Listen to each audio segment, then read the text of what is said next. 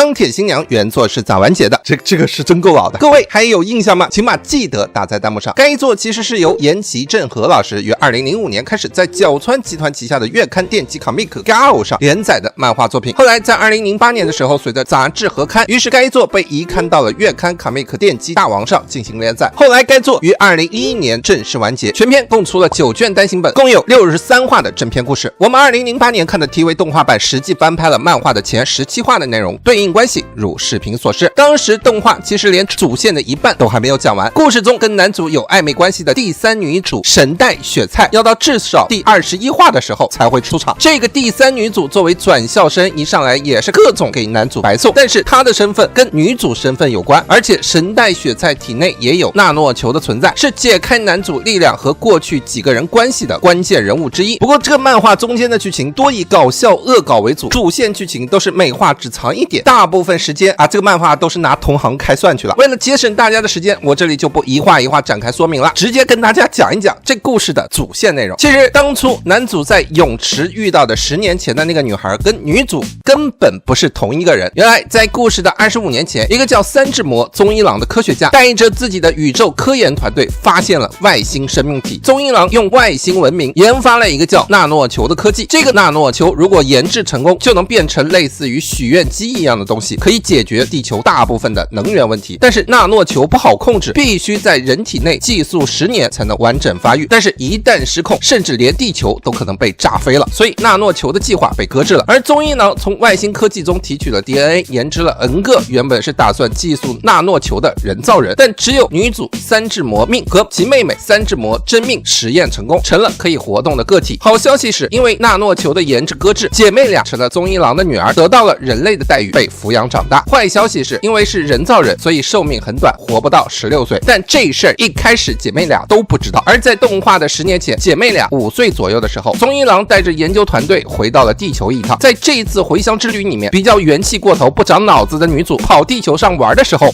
迷路了，正好被跑到这里来捡黄酥的男主和男主的青梅竹马发现，于是这3人一起过家家，参与节日庆典，玩得不亦乐乎。在地球相处期间，男主跟女主甚至建立了很深厚的友谊。但是后来宗一郎带着团队又要回宇宙的时候，女主和妹妹一起也跟着去了宇宙，而女主的妹妹则在宗一郎团队中的某个叛徒的指引之下，发现了他们是人造人的真相，并且妹妹告诉了女主他们只剩10年的寿命可以活了。随后在妹妹的蛊惑之下，女主被骗着触碰了没有完成的纳诺球，导致纳诺球的封印被揭开，女主甚至丢失了大部分跟男主在一起的记忆，而稳定的纳诺球则被妹妹和叛徒带走。而宇宙飞船因为纳诺球的暴走破了一个大洞，飞船残骸甚至直接重伤了宗一郎，导致他没有能第一时间逃出这个宇宙飞船。最终女主在宗一郎的安排之下，驾驶着那个钢铁机器人的外壳逃出了宇宙飞船，活了下来，而宗一郎则和宇宙飞船一起爆掉了。后来女主逃回了地球后无依无靠，就这样流浪了接近10年。同一时间，女主的妹妹因为之前一直在观察自己姐姐的生活，知道姐姐跟地球上的男主关系非同一般，于是妹妹假借女主的身份再次接触到了男主，并把纳诺球塞到了男主的体内，试图让男主成为纳诺球的养分，培育了10年。妹妹是希望男主未来能为了女主牺牲，成为许愿机，然后妹妹好利用这一点，让她们姐妹俩未来有机会许愿，不会在16岁的时候就死去。而漂泊在地球的姐姐后来与宇宙联合警队的队长见了面，女主从队长那里得知了自己妹妹拿纳诺球在坑一个人类的事情。女主这个时候是不记得自己小时候跟男主的事情了，但为了阻止妹妹，女主不惜横刀夺爱，跑来要做男主的妻子，这才发生了动画里这一系列的故事。而在漫画的最后，得知了后加入的女3号神代雪菜其实就是妹妹研发的新一代纳诺球的实验体，并且雪菜就是为了来增强男主体内纳诺球成长，而故意移植了喜欢男主虚假的记忆，并安排与男主接触。最后女主的妹妹也不装了，直接让雪菜暴走，来加速男主体内的纳诺球的成长。虽然雪菜半路想要叛变，但最终男主还是彻底觉醒了纳诺球的力量，成为了无意识的许愿机。而女主的妹妹一边派自己的手下阻止女主和主角团，一边自己跑去亲了男主，并许愿得到更长的寿命时，男主暴走了。男主根本就没有回应妹妹的爱，直接能量乱散，搞得地球差点被毁灭。但女主这时候舍命飞扑，一口球咬在了男主的嘴上，强行唤醒了男主的意识，这才使得男主的力量得到了控制，地球躲过了爆炸的危机，并且女主最终用武力彻底打服了妹妹，化解了这场争夺男主的危机之后，女主和妹妹终于寿命燃尽，男主也只能依依不舍的就这样看着女主